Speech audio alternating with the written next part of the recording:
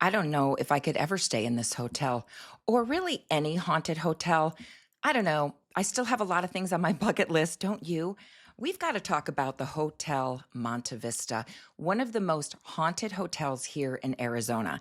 And the one time that I walked in it, because I told my family, hey, we're going to go stay there this weekend. And we walked in the lobby and I was like, we can't stay here. I can't do it.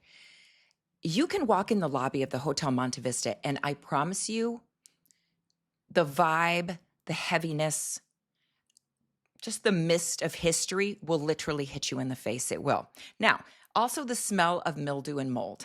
I mean, that is part of the reason why I could not stay at this haunted hotel because it's fascinating. You can walk around the lobby, up and down the stairs. You can check out the bar and restaurant because a lot of ghost sightings have happened in the bar and restaurant.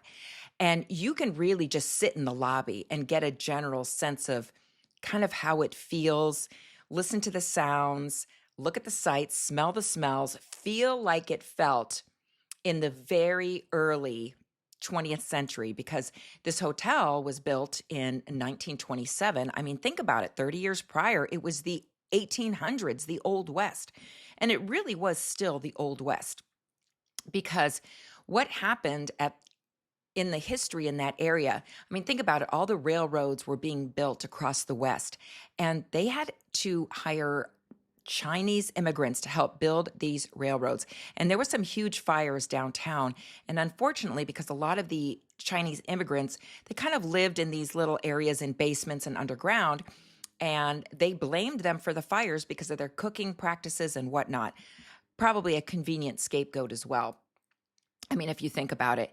And so all these underground secret tunnels were built around the Hotel Monte Vista underground, and it kind of goes underneath the town there and attaches to other buildings.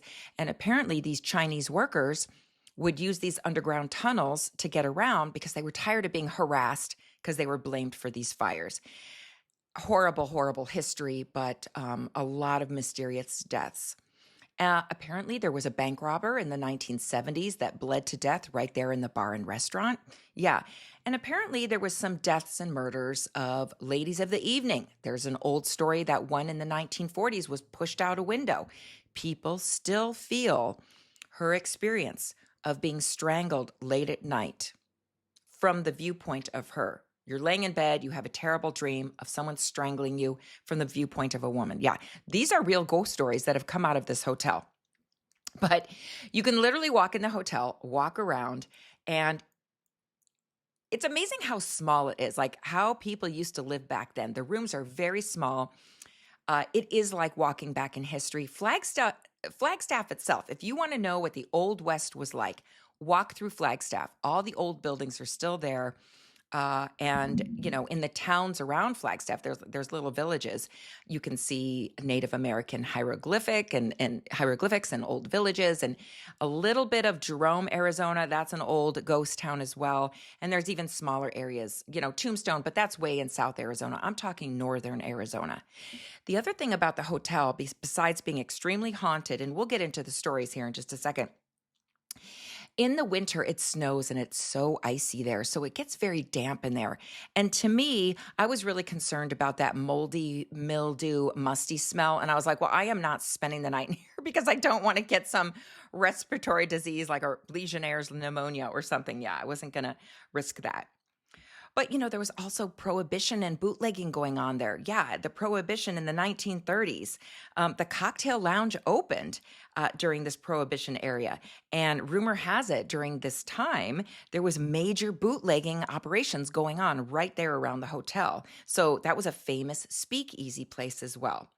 A really cool thing is at the top of the hotel, there was a community watch light. So anytime this light would start flashing, the community, starting in the 1930s, would be notified of a hazard or a catastrophe. So whether it was a fire or a huge storm coming in, or I don't know if there was, were they worried about any kind of attacks or whatnot? Anyway, really interesting. I think this would be the best place to film an apocalyptic movie because you just have to go there. If you've never been to Flagstaff, Arizona, it's wild. So Okay, the hotel is right off the historic Route 66. It's a true touchstone for Flagstaff. Everyone goes into the Hotel Monte Vista. Terribly haunted. And I'm telling you what, you can feel it when you walk in there. Okay, so the first famous story, we're going to go room to room. So we have room 306. Yeah, haunted room 306. This is known as, some call it the Phantom Hands Room. So people sleeping there, particularly male guests, say they feel hands wrapping around their throat, feeling hard to breathe, pressing on the chest, feeling someone's in the room just watching them. It's the creepiest feeling in room 306. And apparently, this is the room where it's reported that a lady of the night was asphyxiated or strangled and thrown out the window in the 1940s. That is the story. I don't know if this crime is true, but that is the old ghost story coming out of room 306. So, in The Shining, the Stanley Hotel, I've not been there yet. I know there's a lot of stories out of that. There are so many more stories here at the Hotel Monte Vista. Yeah, and it's easier to get to be honest. Room 305 is the ghostly rocking chair room. Yeah, people have said they see a ghostly woman rocking in a rocking chair back and forth, staring out the window as if waiting for someone to come get her. When staff goes in there to clean the room, they literally see a woman rocking in the rocking chair. Yeah. I'm sure they quit right there and then, right? But the weird thing is, when people stay in their room, they hear knocking coming out of the closet. Now, to me, that sounds incredibly demonic because they're just messing with you at this point, right? Yeah. That to me seems much scarier. Okay, room 220. The stories out of room 20 is the TV malfunctions. It gives me very poltergeist vibes because apparently the TV turns on by its own. It's blaring, it's on, nobody's turned it on. People say they feel cold hands touching them when they're sleeping in that room. Maintenance workers say they walk in, they've turned everything off, they leave, they hear sounds out of the room, the TV's back on again. Yeah, these are stories that have come out of that hotel. That's room 220. So really famous people have stayed there, like John Wayne. Who else? Humphrey Bogart. Zane Grey donated, the famous author, the Western author, donated money to actually help build the hotel. And notable figures, like there's a room dedicated to John Bon Jovi there, to the lead singer of Queen, Freddie Mercury, the band REM. So a lot of famous people have come and gone because they want to experience, like, this place is haunted, I want to experience it. Yeah, a lot of famous people have come and gone out of that hotel, for sure. It's interesting, though, because the rooms are, they're very Old West, and I think some of those beds are straight from the 1800s. You can see on some of the pictures. So I'm sure it's holding a lot of energy there because you walk down the hallways there, it's very uneven. You hear the wooden creaks. It's the original hotel. If anything, they might have changed paint and carpet sometimes. And that's about it. And the plumbing and electrical. But I mean, it's original for sure. So when staff walk around the hotel and even patrons checking it out, especially if they go near the basement, they hear the wails of a woman. They hear children crying, babies crying, very creepy. And of course, they see a tall, menacing figure lurking in and out of the hallways and the shadows near the basement. A lot of employees have talked about that. Now, when I walked through that hotel, I did not see any dark shadows, but I told my family, because we were all there, and I was like, this is so dark and creepy. Like, it would be fun to stay there, but at 2 or 3 in the morning, I don't think I would find it fun anymore. I really don't. It's fun in the light of day, like, oh yeah, this place is ultra creepy. It smells like a haunted house. It really does. It really does. So, and apparently, yeah. So in the 1970s, there was a bank robbery. The wounded bank robber stumbled into the restaurant and bar there and apparently bled to death right there and then. People sitting on the bar stools in the bar there hear like a hello go by their ear or good morning. I don't necessarily think that's the bank robber. I just think those are old spirits hanging around the bar. Yeah.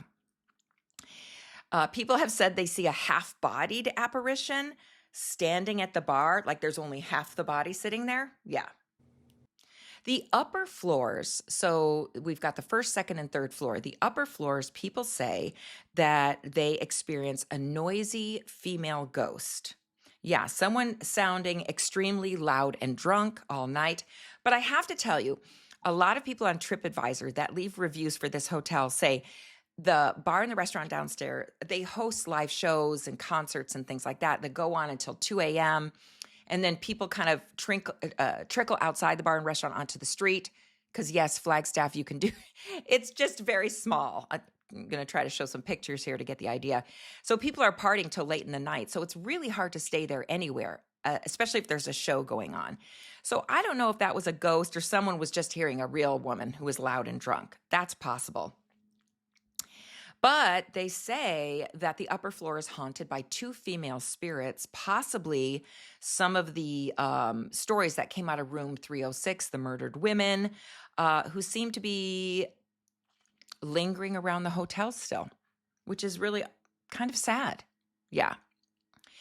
Employees have captured security footage of an outdoor water faucet turning on and off by itself, the handle moving by itself. And I've talked about that too, that, when I worked in the hospital, we always had that room that the water would come off and on by itself. The call light would go on by itself. I promise you, every hotel has a hotel, yes, and every hospital has a room like that. We would all talk about it. Mm-hmm.